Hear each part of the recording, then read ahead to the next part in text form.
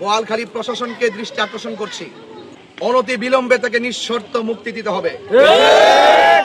আবু নাসের জিলানীর ইতিহাস হলো, সে বাংলাদেশ ইসলামী ফ্রন্টের একজন দায়িত্বে ছিলেন এবং গৌসিয়া কমিটি বাংলাদেশের দায়িত্বে ছিলেন। তিনি মসজিদের ইমাম ছিলেন, তিনি মাদ্রাসার শিক্ষক ছিলেন। তার জীবনে এই বাংলাদেশের শুধুমাত্র একটা রাজনৈতিক দল, বাংলাদেশ ইসলামী ফ্রন্টের বোয়ালখালী পৌরসভার সাবেক সাধারণ সম্পাদক হিসাবে মনোনীত ছিল। তার বিগত ইতিহাসে এই দেশের 49টা রাজনৈতিক দলের কোন সদস্য পদ ছিল না, ঠিক কিনা বলেন? এমনকি কেউ দেখাতে পারবে না যে বাংলাদেশের অন্য কোন রাজনৈতিক দলের ব্যানারে সে 1 মিনিট সেখানে মিটিং মিছিল করেছে।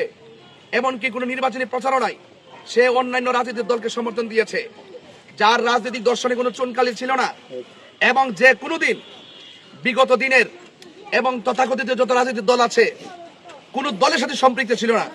সুতরাং তাকে অন্যান্য রাজনৈতিক দলের ট্যাগ লাগিয়ে যারা আমার ভাই বোয়ালখালী পৌরসভার বাংলাদেশ ইসলামী ফ্রন্টের সাধারণ সম্পাদক জনাব আবু নাসের জিলানীকে যারা অযথা গ্রেফতার করে অস্ত্রের মামলায় ঢুকিয়ে দিয়েছে, নাউজুবিল্লাহ মিন জালিক।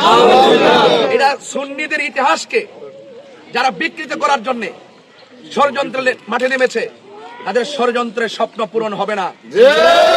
আমি আশা করব যদি আবু নাসের জিলানীকে যদি গ্রেফতার আগে যদি মুক্তি দেওয়া না হয়, তাহলে আমি অনুরোধ করব এই আন্দোলন কিন্তু শুধুমাত্র বোয়ালখালী থাকবে না, সারা বাংলাদেশে ছড়িয়ে পড়বে। কারণ সুন্নিরা অস্ত্রের রাজনীতি করে না, সুন্নিরা সন্ত্রাসী রাজনীতি করে না, সুন্নিরা চাঁদাবাজি রাজনীতি করে না, সুন্নিরা খুনাখুনি রাজনীতি করে না, সুন্নিরা তথাকথিত বিগত বিভিন্ন ধরনের লোকদের মতন ত্যাগের রাজনীতি করে না, সুন্নিরা মদিনাওয়ালার প্রেমের রাজনীতি করে।